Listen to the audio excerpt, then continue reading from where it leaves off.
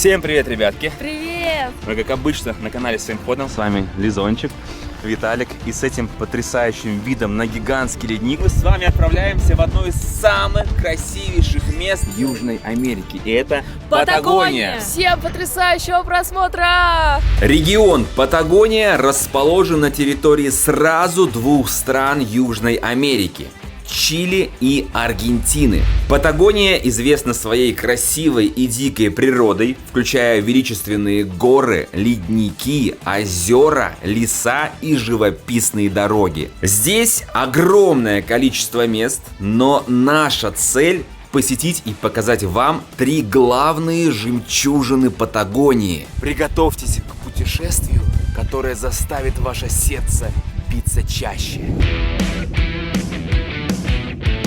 Наш самолет вот-вот совершит посадку на юге Аргентины. А пока мы наслаждаемся бескрайней панорамой заснеженных гор. И чем дальше летим над горами, тем красочнее представляем себе предстоящее путешествие.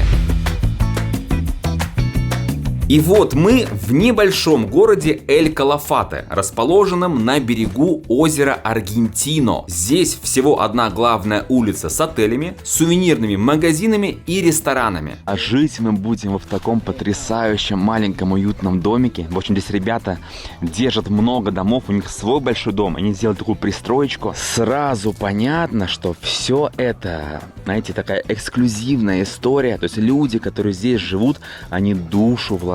Это именно их домик.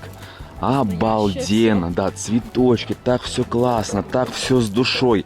Здесь такое вот специальное место, где можно посидеть на свежем воздухе и отдохнуть в этой красотище. Опа, и ты здесь что ли охраняешь базу? Привет, дорогой, все, мы будем в безопасности. Погнали заселяться в наш домик. А теперь самое интересное, ребятки, специально для вас. Это, наверное, один из самых красивейших домиков, в которых мы жили. Давайте погрузимся в эту атмосферу. Внутри буквально все выполнено из дерева. И знаете, такое ощущение, будто это не жилой дом, а какой-то национальный музей этого города. Каждый уголок дома пропитан уютом и есть абсолютно все для комфортного проживания. Стены украшены картинами, но больше всего меня поразили вот эти вот замечательные миленькие матрешечки. Чтобы описать этот дом словами, просто не хватит слов. Вообще, посмотрите, как далеко мы с вами забрались. Такой глобус замечательный. Здесь уже мы много где были, но с вами мы уже находимся где-то вот здесь, в самом низу, понимаете? Край света, ребята, не иначе. Но даже на краю света есть такая вот замечательная спальная комната с кроваткой, где мы будем спать целую неделю.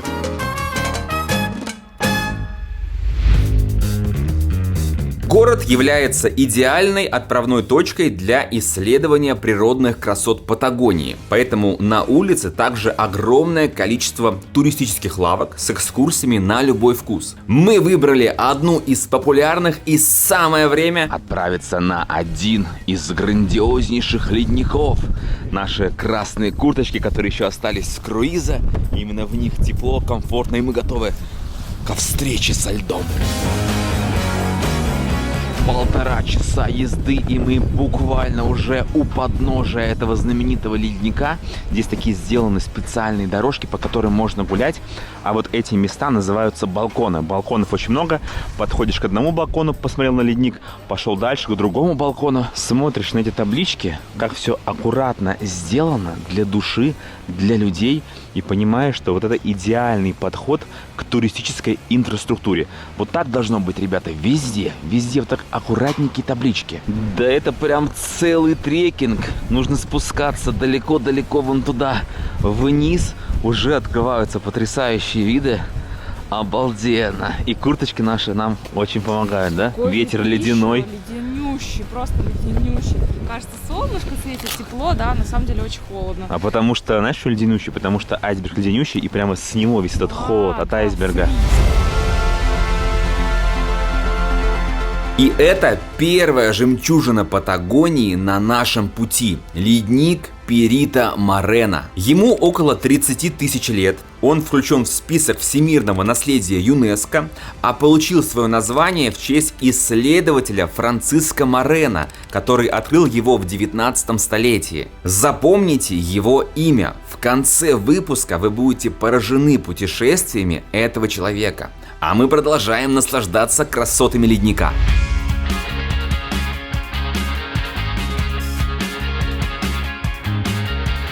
Это так называемый главный балкон. Что он из себя представляет?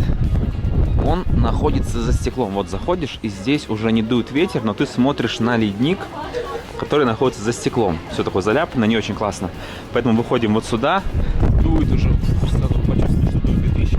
Но отсюда гораздо круче вид открывается. Виды с высоты, конечно, открываются животрепещущие, просто какие-то невообразимые.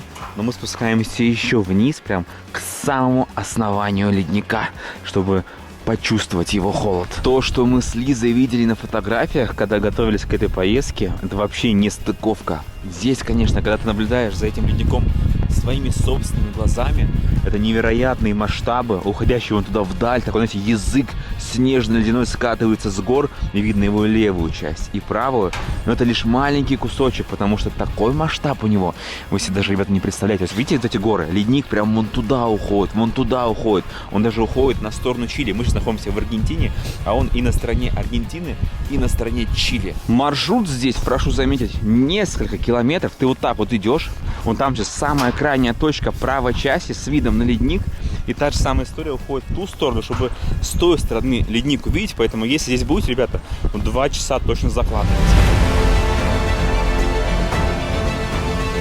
Льды Перито Морено простираются на такое расстояние, что глаз не в силах охватить весь этот ледяной ландшафт. Когда подходишь к его основанию, то осознаешь, насколько ты мал перед этим ледяным гигантом. И только посмотрите на его прозрачно-голубой цвет, который ярко выражен при солнечной погоде.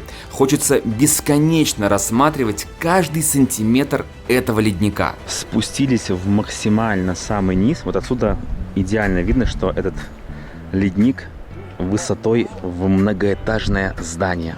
Очень красивые пейзажи, особенно с этими засушенными солнцем деревьями. И много вот таких мест, где можно сесть, посидеть.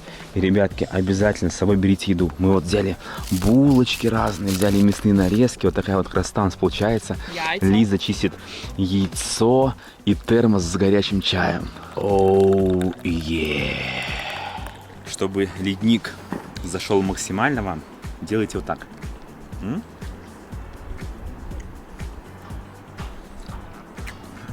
Да. Вот теперь я могу сказать, что я был на этом леднике и вкусил его величие и великолепие. Меня очень просили вам сказать, что пупсик такой молодец, что он встал с утра, сделал бутербродики, приготовил, яички сварил, мне ничего не пришлось делать, чай заварил, и я сижу наслаждаюсь. Такой пупс у меня. После горячего чая так хорошо.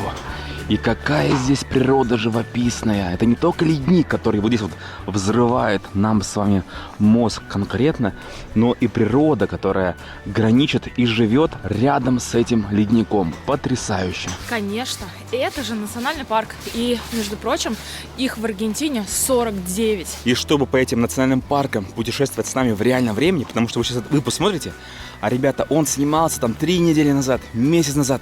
У нас всегда задержка, потому что монтаж, съемки, сами понимаете. А чтобы с нами в реальном времени быть на этом леднике и других национальных парках, вот наш телеграм-канал, другие социальные сети, подписывайтесь, потому что там все выходит день в день.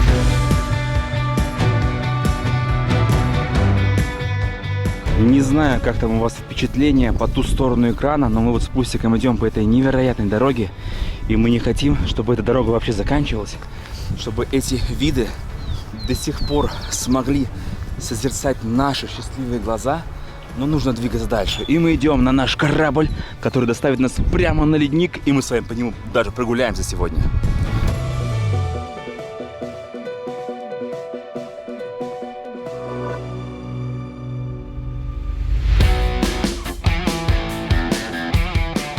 Вот он, наш красавчик катамаран, который прямо отсюда с пирса доставит нас, так сказать, к подножию ледника. Облом. Это облом века. Оказывается, это не наше судно. У нас вот такой вот катерок, но тоже в целом очень милый, уютный. Здесь много места. Вот можно по 2 человека садиться, спасательные жилеты и большие панорамные окна. Высота ледника Перито Морено впечатляет. Особенно если смотреть на него с воды. Вертикальные стены льда возвышаются над корабликами, которые кажутся игрушечными. И такое впечатление, что если даже маленький кусочек отколется от ледника, то корабль смоет гигантской волной цунами.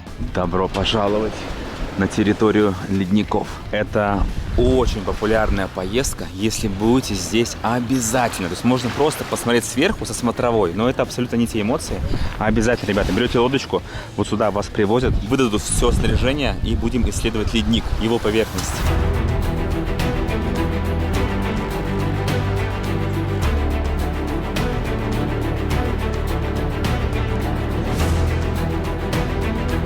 Я сейчас специально снимаю видео вот с этим ветром. Скажи что-нибудь, Лизон, как у тебя настроение? Добрый вечер, дамы и господа! Чтобы люди просто поняли, насколько здесь идут мощнейшие ветрища. Вон там мы стартовали и дошли уже вот до сюда, нам еще выше подниматься. Туда, наверх ледника. Лайфхак, как не отморозить голову. Сначала надеваем капюшон, а сверху него уже каску. И стало гораздо теплее. Или наоборот. Наконец-то мы дошли до того места, которое очень ждали. Здесь нам сейчас будут выдавать ледоступы, так называемые, или в простонародье кошки. Короче, ледяные кошки. Надеваются, получается, поверх подошвы вот сюда. И можно в этих ледоступах ходить по льду. Вот такая вот история, ребята. Вроде как надежная, мощная, готова. Так, Лизон, скажи свои. Ну все. Не очень, конечно, удобно, когда шагаешь, но а что поделать? Такая конструкция, чтобы ходить по леднику. Такого экспириенса у нас еще не было.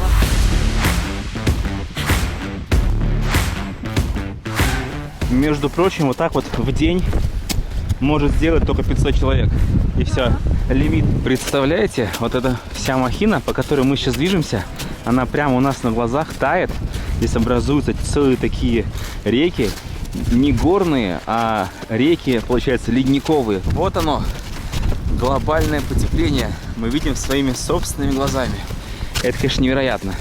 Ведь когда-то, через много-много лет, ничего этого уже не будет. Все растает. Смотрите, какая крутая такая трещина туда вот. Сначала бирюзовый цвет, потом синий такой насыщенный вдаль уходит.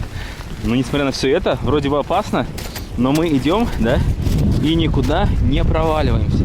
Но со стороны все это кажется страшновато. Смотрите, проваливаешься и туда, и поехал по горной реке.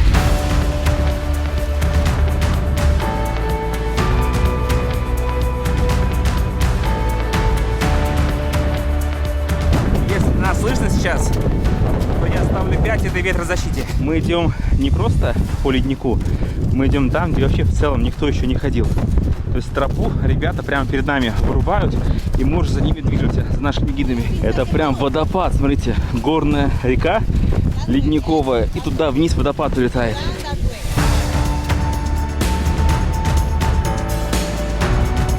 Круто.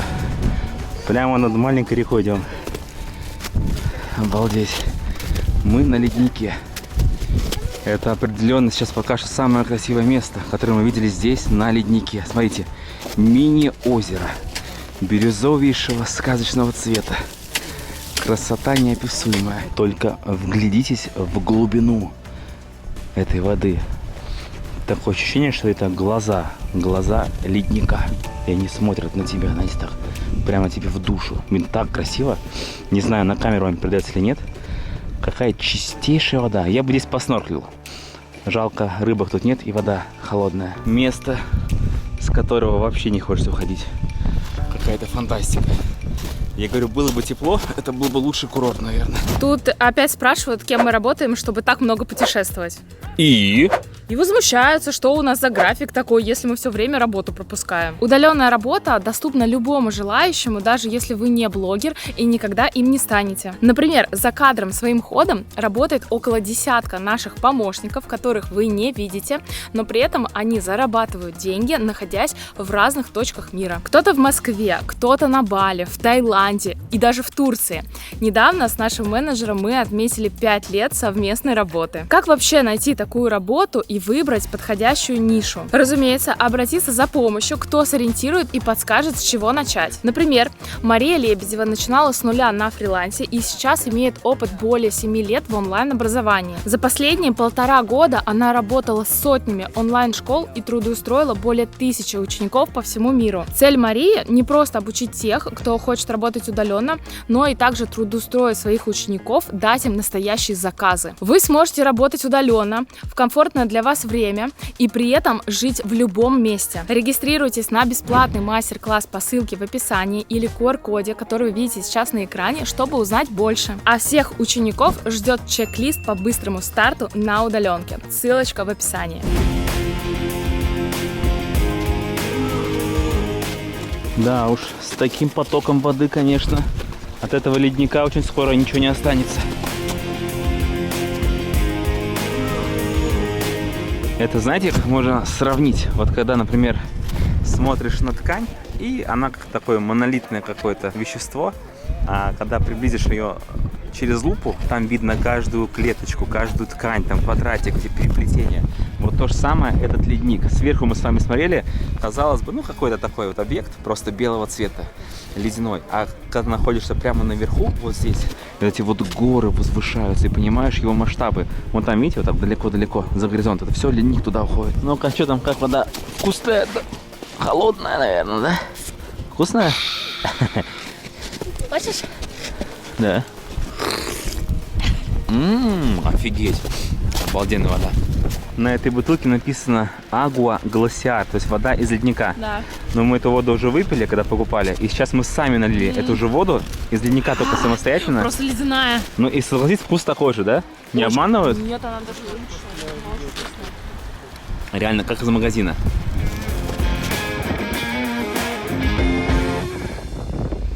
Без кошек на ногах, конечно, гораздо легче идти, и мы поднимаемся сейчас туда, к этому самому водопаду, чтобы посмотреть его поближе. И позади нас остается красоваться этот гигантский белоснежный красавец.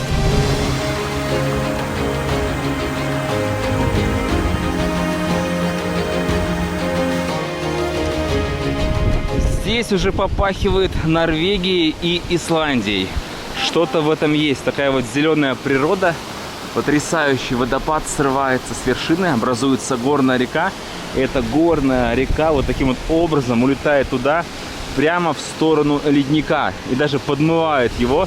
Там под этим ледником целое, водохранилище уже. То есть, получается, ледник спускался сюда, шел, и его остановила земля?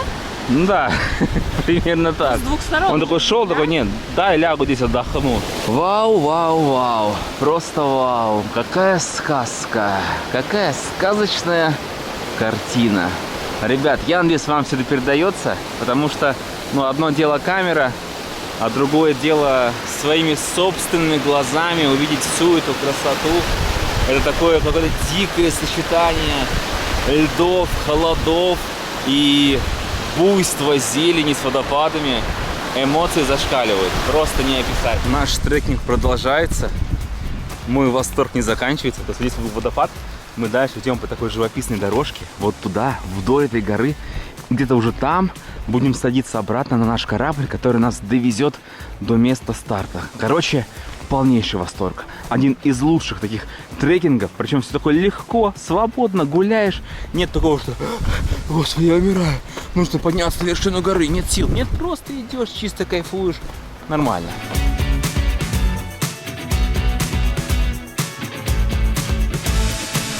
Да уж, снизу, конечно, когда прям здесь гуляешь, все это совершенно по-другому ощущается. И ледник огромный, и глыбы льда прямо здесь на водичке лежат, вот так отдыхают. Вынесла их на берег. Смотрите, какие Ах, это пресная вода. Это запасы, блин, пресной воды. Мировые запасы пресной воды. Лед, лед. Подожди, подожди. Ты будешь бить?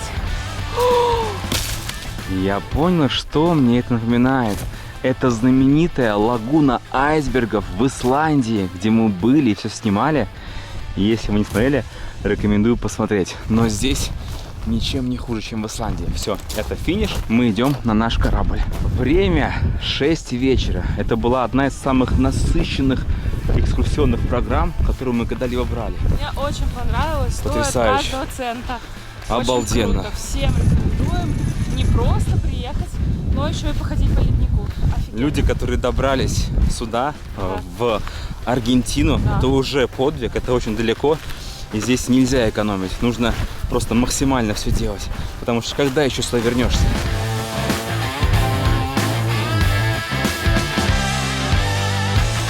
Вода со льдом против виски со льдом. И конфетка.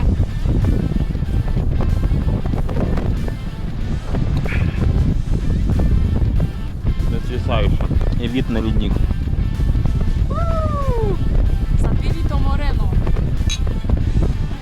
Это вообще-то не просто виски, не просто лед. Точнее, просто виски, но лед не просто. Это лед именно от ледника.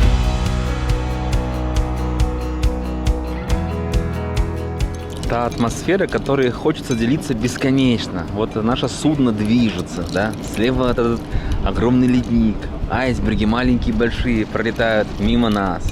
Ты стоишь такой с вискариком. С водичкой. С водичкой. Спасибо. Да. Эх, путешествуйте, ребята. Это так прекрасно. Экскурсия занимает весь день, 10 часов, а еда не включена, поэтому разгуливается зверский аппетит. И как же хорошо, что в городе Эль-Калафате большой выбор ресторанов, где можно отведать знаменитые аргентинские стейки, полюбившиеся нам еще с Буэнос-Айреса, а также насладиться мексиканской кухней, приправленной щедрой порцией патагонского гостеприимства.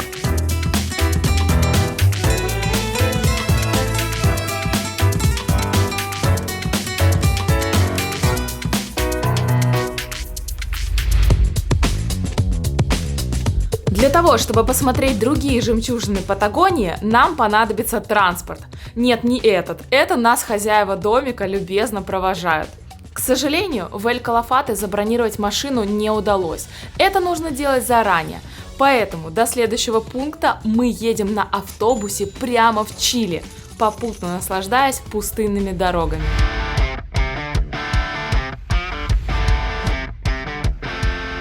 А приехали мы в город, который называется Пуэрто-Наталес. И здесь арендовали вот такой вот симпатичный домик за $60 в сутки. Чили мне уже очень нравится. За такую сумму еще и целый дом. Для путешествия по Чили нам понадобится тачка. Такая машина в Чили стоит $120 в сутки. В эту сумму включена страховка на стекла. И это автомат, это довольно-таки новая, хорошая машина. Subaru или это Suzuki? Я не очень разбираюсь. Это абсолютно нормально. Девочка за рулем у нас Suzuki. Ничего страшного, главное, чтоб ездила. Какая разница, как называется. И депозиты за такую машину, вы не поверите, наличными $1200. Пуэрто-Наталес – это небольшой прибрежный городок, который не славится какими-то выдающимися достопримечательностями. Но зато он служит важной отправной точкой для тех, кто направляется в один из самых известных национальных парков Чили – Торрес-дель-Пайне. Обожаю это мгновение. Только арендовали, сразу сели и в путь. Лиза скачивает карту Google, чтобы она была офлайн, и нам не потребовался интернет.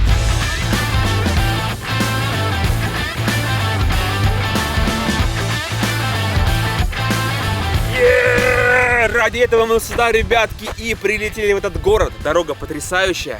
И здесь находится невообразимый, роскошный национальный парк Торрес-дель-Пайне. И он прямо перед нашими глазами.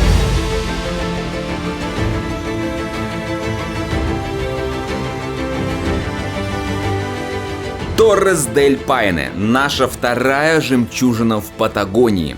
Этот парк привлекает своей захватывающей природной красотой и включает в себя величественные горные вершины, густые леса, кристально чистые озера и впечатляющие ледники. Главным символом парка считаются Торрес-дель-Пайне – 3 острые горные вершины, возвышающиеся над окружающей местностью, которые и дали название всему парку. Сам парк очень большой и имеет длинный круговой маршрут, примерно 300 километров, по которому удобно передвигаться на машине. Но имейте в виду, что дороги здесь не самые лучшие. Вдоль дороги расположены смотровые площадки с разными видами. Воу-воу-воу-воу-воу! Лизон! Это где мы с тобой вообще? Обалдеть, вид как с картинки, как в сказке, как будто так красиво, без зелени, горы, облака. Сочетание невероятное, невероятное. Какая вода, бирюза сочетается с верхушками гор, на которых еще лежит и не растаял снег. Таких смотровых площадок в парке очень много. Где-то любуешься пиками Торрес, а где-то смотришь на голубые озера. Мало того, что можно просто ехать на машине, наслаждаться красивыми видами, а можно еще остановиться и пойти в такой небольшой трекинг. Здесь 2 километра, потом там еще в другом 1,5 километра.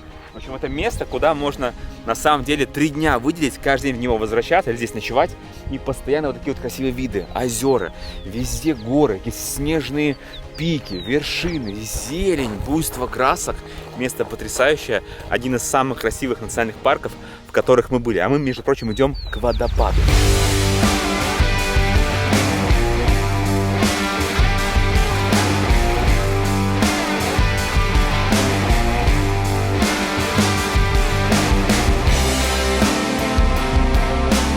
А еще в этом парке живут гуанако. Это стильные верблюды Южной Америки.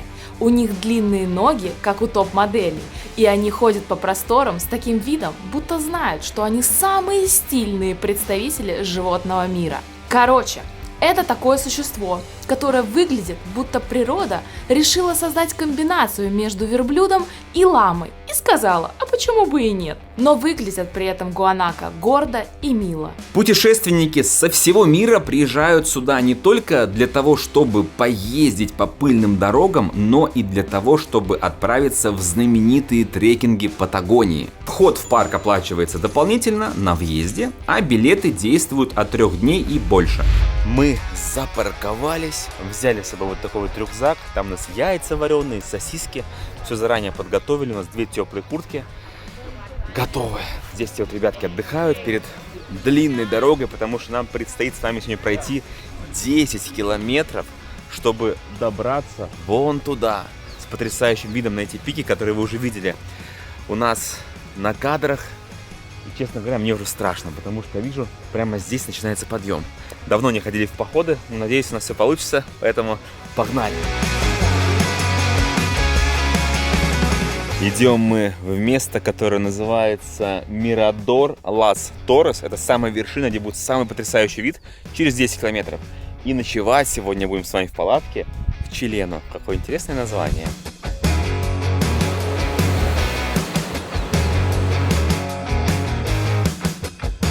Сразу же на первом километре начинается подъем. Чувствую, трек будет не из легких. А вообще мы идем самостоятельно, без гидов, без каких-либо проверок.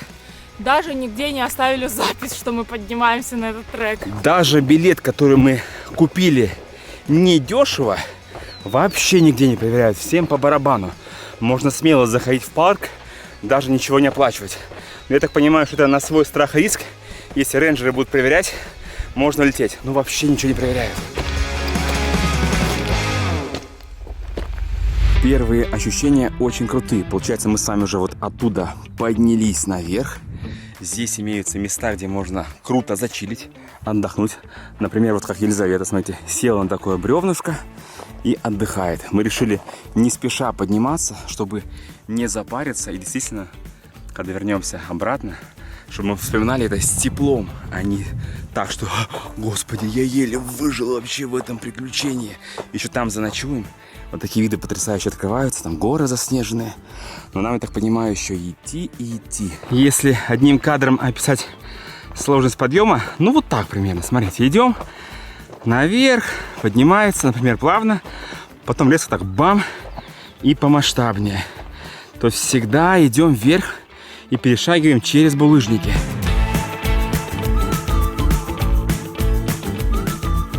Я в последнее время перестал любить горы, походы, не знаю почему, но здесь, в Чили, без этого никуда, иначе ты не сможешь полностью прочувствовать страну. Я так понимаю, дед Витя возвращается обратно. Горы, ждите меня. Будем покорять новые вершины, а вы напишите в комментариях, вам нравится горы покорять или все-таки больше валяться на пляжах, загорать? Лиза не просто так машет руками. Здесь очень много комаров и слепней.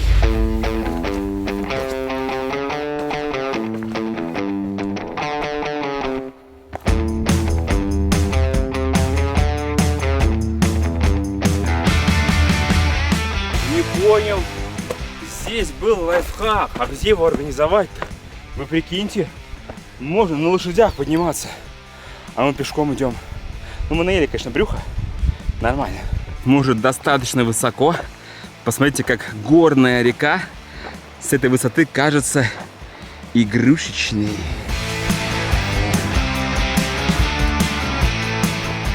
Такая опасная дорога. Тут можно скатиться прямо туда, к воде. И мы аккуратненько двигаемся. Ой, черт! Чуть сам сейчас не улетел. И открываются уже потрясающие виды. Шикарно. Такая панорама роскошная. Этот маршрут разбит на 3 части. Первую часть только что видели. Это прям постоянно подъем. Сейчас начинается вторая часть. Это красивейшая тропинка вдоль реки, на фоне гор. Здесь прохладненько, вообще кайф. И потом в конце будет подъем, который еще круче, чем первый. Глядя на этих людей с рюкзаками, я ощущаю себя какой-то бездомной. Чисто случайно забрела на этот трек на ваш прогуляться здесь. Все с рюкзаками, с огромными. Я иду вообще пустая. У Виталика маленький рюкзачок. Может, мы не туда идем? Капец, это издевательство. Мы подняли 400 метров вверх, и нужно спуститься было в самый низ к этой реке. Такая тропа. Но то красиво. Смотрите, какие мосты. Живописно. Сейчас нужно перекусить. Осталось ровно 5 километров.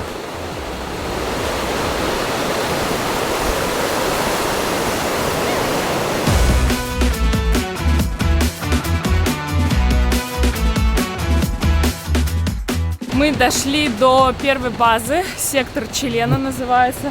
Куча рюкзаков, все свалены не просто так. Здесь находится кафешка, ресторан, место для отдыха, все блага цивилизации. И именно в этом месте находится палаточный городок, где мы будем сегодня ночью ночевать, потому что мы идем 2 днями, грубо говоря, с ночевкой. Мы сейчас сидим в очереди на чекин, зачекинимся и пойдем дальше. Отсюда еще 4,5 километра. У нас 39-я палатка. Идем заселяться. Сказали прикрепить на палатку, чтобы было видно прямо на веревку, вот так. Получается, здесь можно какие-то вещи положить в сумочку, чтобы не висели. Далее забираемся вот так вот по лестнице сюда. Прямо как в Намибии почти, только без автомобиля. И здесь сеточка, вот. И там уже приготовлено 2 спальных мешка, подушечки. Очень просторная палатка.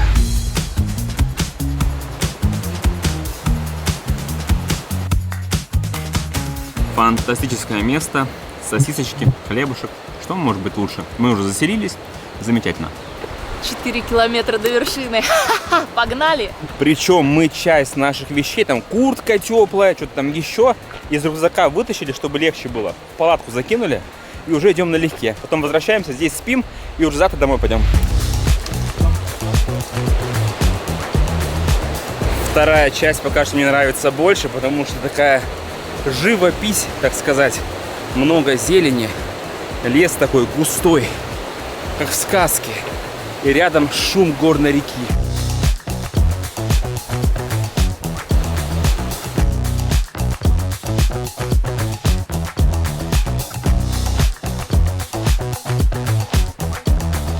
Важнейшая информация для тех, кто здесь будет, ребята. Вот ту цену на отель, которую вы видели, это все окей. Но мы еще отдали 47 тысяч песо чилийских за то, что мы забыли бумажку PDI. То есть, когда вы переходите границу, вам паспорт возвращают, ставят штамп и дают бумажку PDI. И здесь важно не паспорт, а эту бумажку показать. Если ее нет, вы переплачиваете деньги.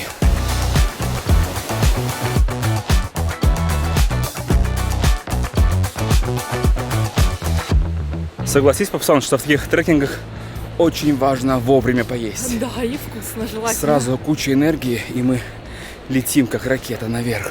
Вот это да! Совершенно неожиданно. Это очень красиво, ребят. Через камеру, как обычно, ничего не передать. Вот он на 360 градусов, панорамка. Вот там водопады, как реально Норвегия, Исландия. Вот там везде водопады, потому что снега тают. И здесь везде такой лес живописный, горы. Похоже Так. на Кыргызстан, на самом деле. На Кыргызстан. Похоже на многое, что похоже. На много чего похоже. Это ядерная дикая смесь многих стран. Было съедено 3 сосиски, 2 яйца, 2 хлеба и немного шоколадки. Чувствую, как 2 сосиски уже сгорели. Как в бензобаке автомобиля. Ну, тропинка средней сложности. Очень продолжительная. Фу. Тропинка, говорила она. Да, конечно, безобидная тропинка, ребят. Абсолютно вообще детский сад. Я так понимаю, что вот здесь начинается 3-й этап, про который я вам рассказывал, самый сложный. Вот так, вот так, вот так, за зеленую гору. И там уже будут видны эти знаменитые пики. Ну, крепись, Витя, крепись, Луиза. Вперед. Ровно 1 километр остался. Я вам скажу так, это уже реально сложно. Хардкорный уровень. Нужно быть подготовленным и морально готовым. Мы справляемся. Километр все. А потом обратно еще пиликать. Лизон, все, вот самая задница. Начинается здесь. Чисто булыжники вот такие вот огромные. Смотрите, я поднимаю камеру. Сейчас камера стоит ровно. И примерно вот такой подъем. Вот под таким фоном. Туда нам забираться по этим глыбам. 1 километр. Свет уже вот так вот.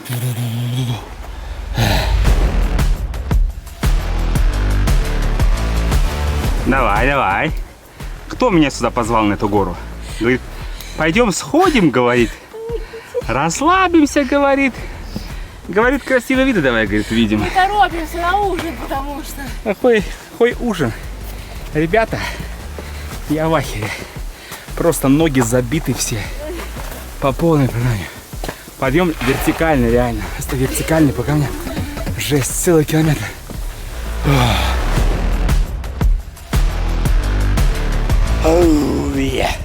Ребята, видите? Раз пик, 2 пик. Видите маленьких людей. Нам туда. Со стороны все это кажется очень страшно.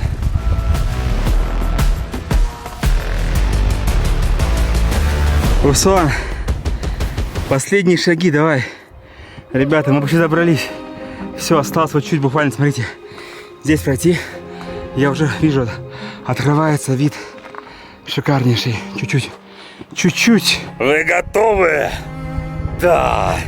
Это того, ребята, определенно стоило. Смотрите. Да. А? Красота. Шикарно вообще. Такие пики. Повезло с погодой. Внизу роскошное озеро. Горы. Просто вау. Словами не передать, что чувствуешь, когда, преодолев сложный подъем, видишь перед глазами эти 3 величественных пика Торрес и голубое озеро у подножия. Атмосфера здесь настолько насыщена энергией горных вершин, что словно сама природа рассказывает свою историю. Тут ты ощущаешь, что стал частью чего-то более великого, чем просто поход в горы. И чувствуешь, что этот момент становится каким-то особенным в нашем путешествии. И к этому озеру можно спуститься. Вид. Знаете, все, что вы видели на картинках, и то, что мы вам снимаем или фоткаем, вообще не передает то, что в реальности. Здесь так красиво, такое место. Вообще, мы дошли, ребята, блин. Последний километр просто вынос ног. но это того стоит.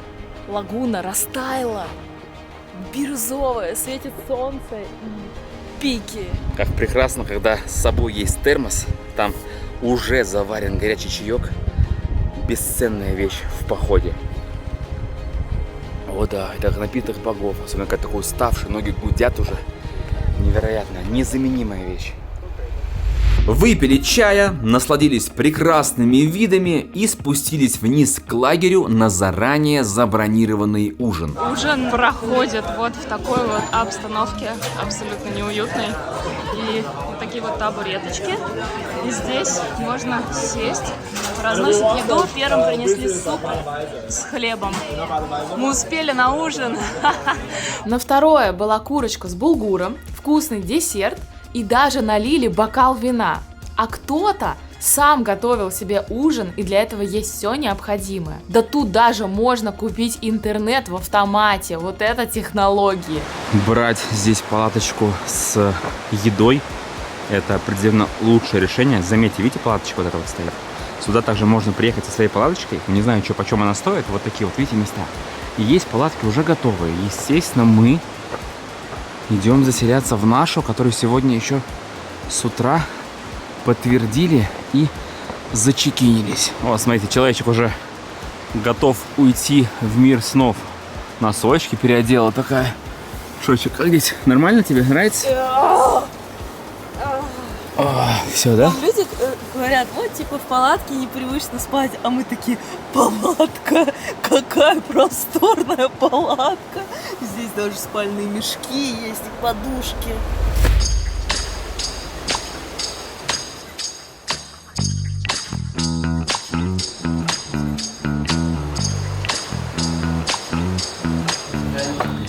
Мы отлично поспали, я выспался, спал голый прямо в спальном мешке, тепло было. В общем, у нас завтрак, причем здесь хлеб дают, вот столько вот омлета получается, можно себе налить чай, кофе и сделать бутерброд тут на редочке. Все, кушаем, время 8 утра и обратно идем к автомобилю. Нашел идеальный стол, чтобы вам рассказать про весь парк. В общем, парк Торрес-дель-Пайне. Смотрите, мы с вами начали отсюда и пришли вот сюда и увидели 3 вершины Торрес, да? А это занимает 1 день, можно одним днем сходить, можно сделать как мы, 2 днями. Дальше есть вот такой вот V-образный трек, в общем, трек W, на него нужно 5-6 дней. Тут нереально красивые виды. Опять же, во всех местах нужно заранее бронировать отели, палатки. А еще есть лютый трек для вообще отбитых, которые фанатеют по трекингам. Это вот такой вот трек О, но здесь, наверное, до 10 дней можно гулять. Поэтому выбирайте, нам пока вот этого достаточно. И имейте в виду, вот места в этих кемпингах бронируются вообще за полгода. И не знаю, как нам удалось его забронировать, потому что мы забронировали его дней, наверное, за 10. А так, во всех местах, везде кемпинги, и нужно свой маршрут спланировать, как ты идешь, и везде забронировать себе ночевку. Ну, или в своей палатке спать, но в ней ты можешь спать тоже только в этих лагерях. Естественно, тоже покупая место, побюджетнее будет. Спустились мы достаточно быстро и обалдели от количества людей, которые шли нам навстречу. И так здесь каждый день. Это очень популярное место. А если подвести итоги, то у нас получилось 8,5 часов чистого трека и 22 часа вместе с ночевкой. У нас осталась 3-я жемчужина Патагонии. Для ее посещения нам необходимо проехать около 500 километров и вернуться из Чили в Аргентину. Загружаемся в машину, переходим самостоятельно границу. Для этого в прокатной конторе нам сделали специальные документы. И в очередной раз наслаждаемся пустынными дорогами и неработающими заброшенными заправками. Наш путь пролегает вдоль красивейшего бирюзового озера Аргентино. Это природное чудо Патагонии. Так и хочется выбежать из машины и пойти купаться. Но дует мощнейший ветер, да и на улице не больше 10 градусов.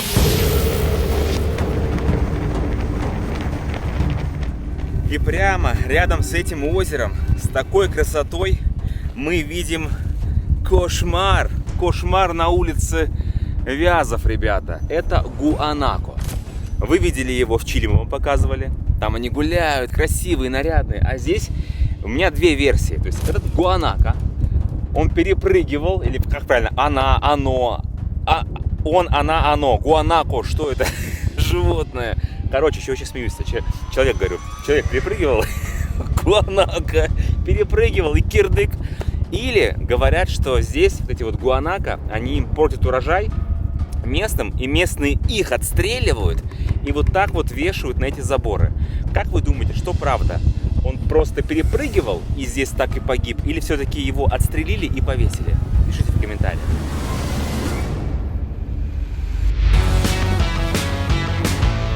7 часов дороги, это того стоило. И вот прямо перед нами гора Яволь-Май... Ой, гора Фицрой.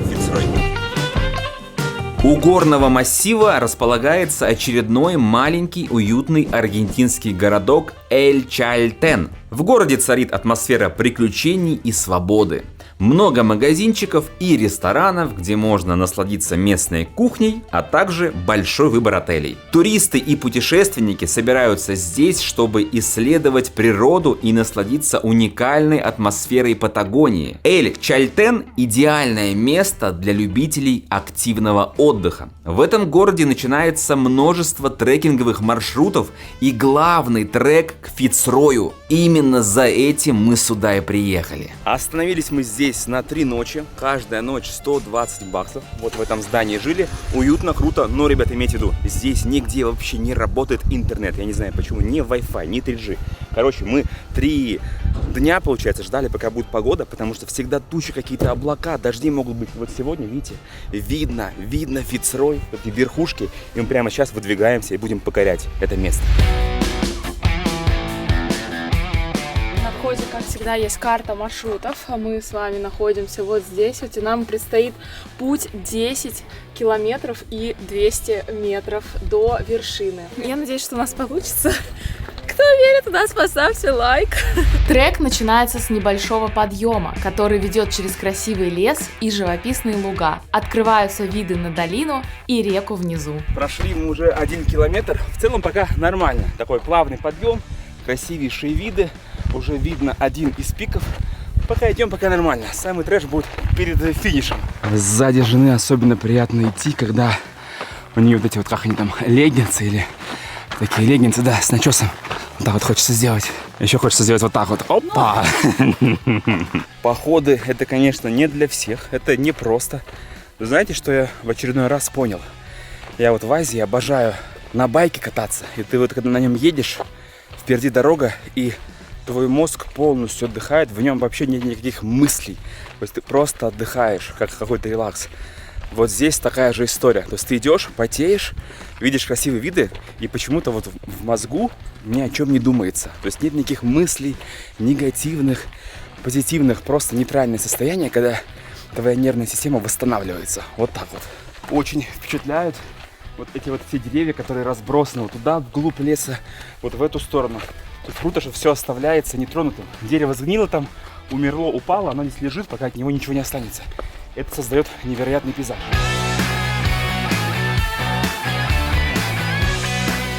4,5 километра позади, и первая красота на нашем пути — это лагуна Капри.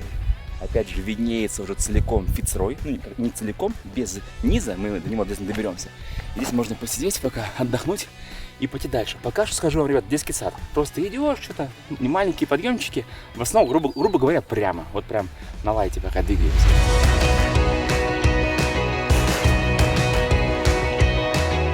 В таких походах очень легко ориентироваться по карте Maps.me, потому что на ней отмечены все тропы, все информационные щиты, все родники, все палаточные лагеря, и в целом весь маршрут можно заранее выстроить и даже себе какие-то остановки продумать. Вау! Зацените, какой ледник большой. Он как будто бы скатывался с гор, но решил отдохнуть и прилег, больше не двигается. С собой не обязательно тащить воду, потому что на половине пути есть родничок.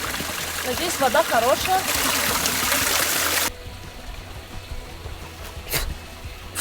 Кусают комары. Очень вкусная вода. Небольшая остановка на перекус. Тут вообще очень много людей вот так тоже отдыхают с прекрасным видом. Рядом река. У нас яйца вареные. Заранее все приготовлено дома. С собой взято. И, конечно же, термос и горячий чай. Незаменимая вещь. Знаешь, люди И смотрят хлебень. все один выпуск, и уже у нас прошло 2 недели, а люди все в одном выпуске смотрят, как мы яйца, чай, термос, все одно. Шутки шутками. Этот выпуск снимается дней 20, наверное, да. И у вас все в одном видео. Шлифуем все с сосисочкой, с хлебом, запиваем чаем и вперед дальше. Еще столько же нужно пройти.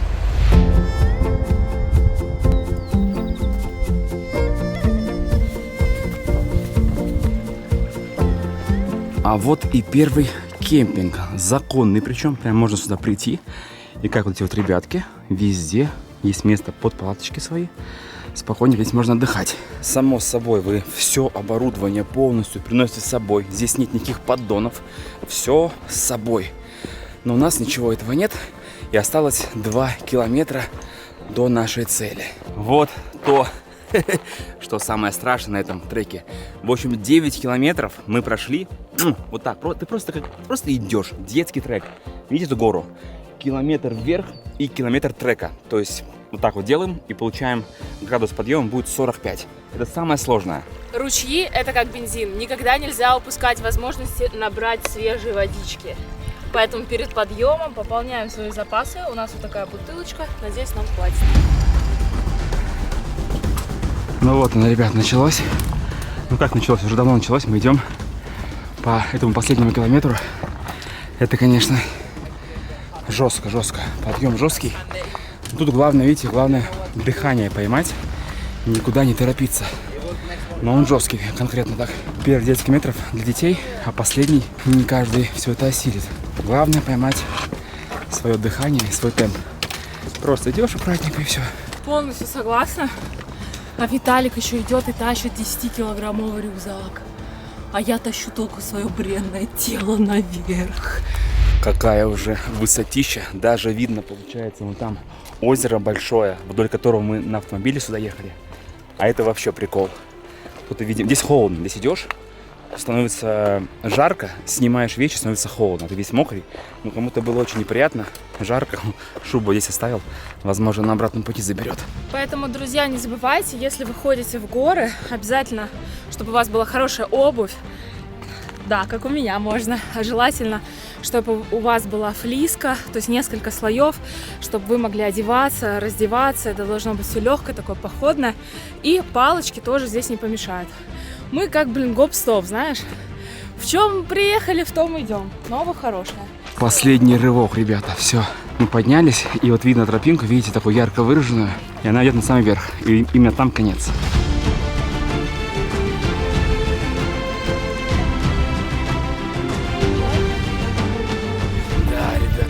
Мы это сделали. А прикиньте, в 1877 году Франциско Морено открыл вот это вот место, эту гору. И помните, мы с вами были на леднике, который называется Перито Морено, то есть ледник Морено. Он тоже его открыл. Вот чувак жестко путешествовал-то по Патагонии, а мы по его следам, так сказать. Но место разрывное, очень круто. Здесь, видите, озеро, и нам повезло, что оно уже начало таять. Конечно, если сюда летом приехать, летом, наверное, все это растает, и будет бирюзовое озеро. Но с другой стороны, комфортно очень, не жарко, потому что если пойти летом, будет плюс 30, с ума не сойдешь. А так вот мы прошли все мокрые, курточку надели и наслаждаемся этим видом. И посмотрите, насколько здесь много людей, место невероятно популярное.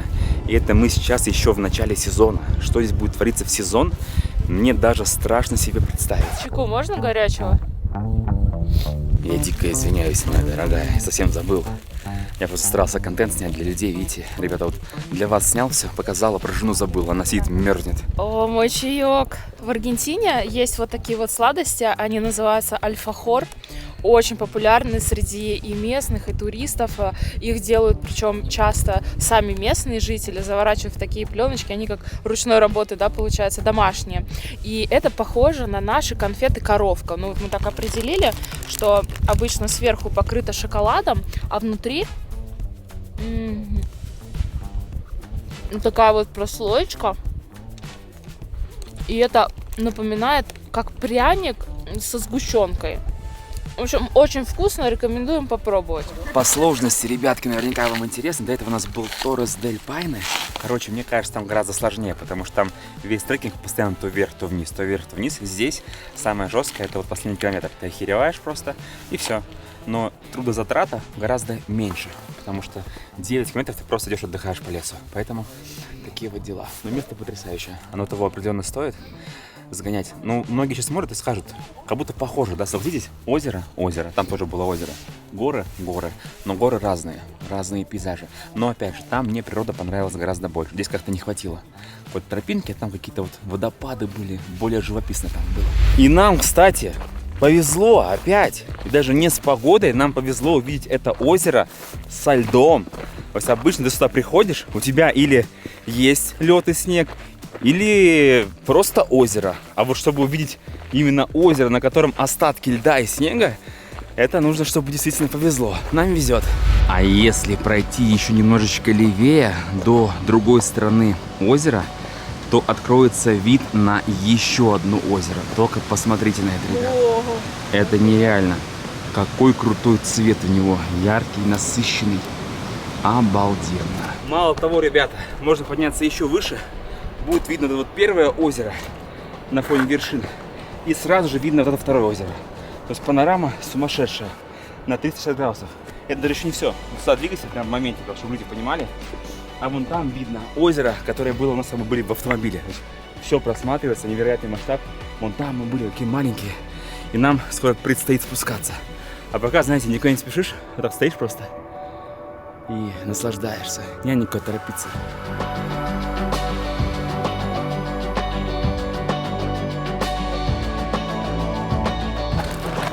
Спускаться, конечно, ребятки, не подниматься. Вот мы сейчас обратно идем уже, да, сейчас километр вниз, резкий спуск. И потом 9 километров просто пешочком идешь по лесу. Поэтому я думаю, что трек для всех, ну, его все осилят. Здесь главное набраться мужества и терпения, вертикальный взлет, осилить и все. А так, это вот тот трек, наверное, когда ты просто ходишь, наслаждаешься дорогой. Вот там, который был до этого, конечно, да. Там испытание было, потому что постоянно вверх-вниз. А здесь, смотрите, идешь вот обратно, самое удовольствие, что происходит. Колени, конечно, сильнее напрягаются, но все вот это просто тупо вниз, до самого дома. Этот трек уничтожает своей длиной. Вот вроде бы, да, говорил, там всего 1 километр вверх, вниз, но когда ты за раз проходишь туда десятку и обратно, да, это не просто. Ноги уже гудят, виды потрясающие. Пупс, хватит текать, камера дергается. Осталось 4 километра.